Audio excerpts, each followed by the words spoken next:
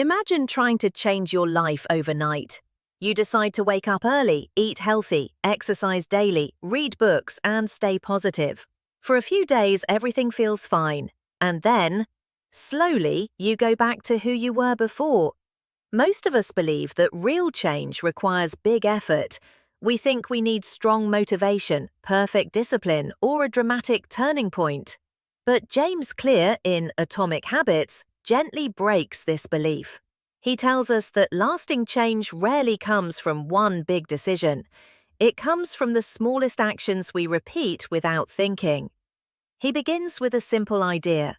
Your habits are shaping your life every single day, whether you notice them or not. What you do in the morning, how you react when you're tired, what you choose when no one is watching. These tiny choices quietly decide your future.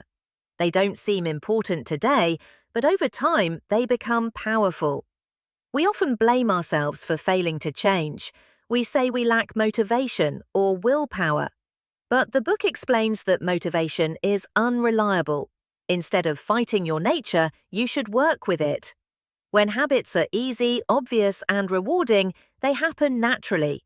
When they are difficult and invisible, they fade away.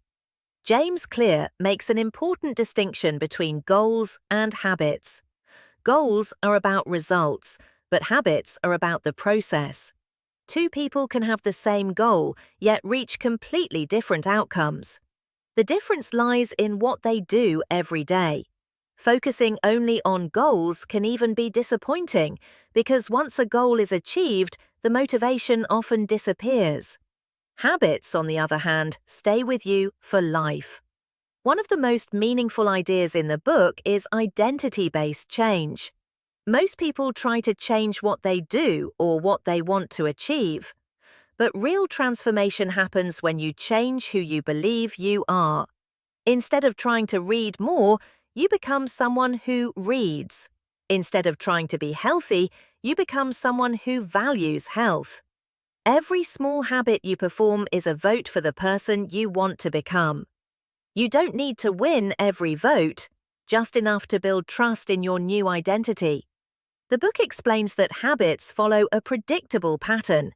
Something in your environment triggers you, a craving pulls you forward, you take action, and you receive a reward.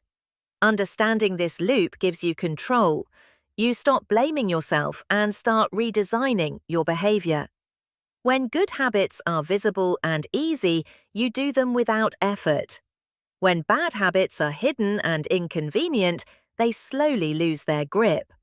Environment plays a huge role in this process. We like to believe we have full control over our actions, but in reality, our surroundings guide our behavior. A room, a phone screen, a table, or a routine can quietly push us towards certain choices. When the environment supports your habits, you don't need constant self-control. James Clear also emphasizes the importance of starting small. Many people fail because they aim for perfection from day one, but habits don't need to be impressive, they need to be consistent. A habit that takes only a few minutes lowers resistance and builds momentum. Once the habit becomes part of your identity, growth follows naturally. Progress often feels frustratingly slow. You show up every day and see no visible change. This is the hardest phase, where most people quit. But the book reminds us that results are delayed, not denied. Growth happens quietly beneath the surface. When the breakthrough finally arrives, it looks sudden, but it was built through patience and repetition.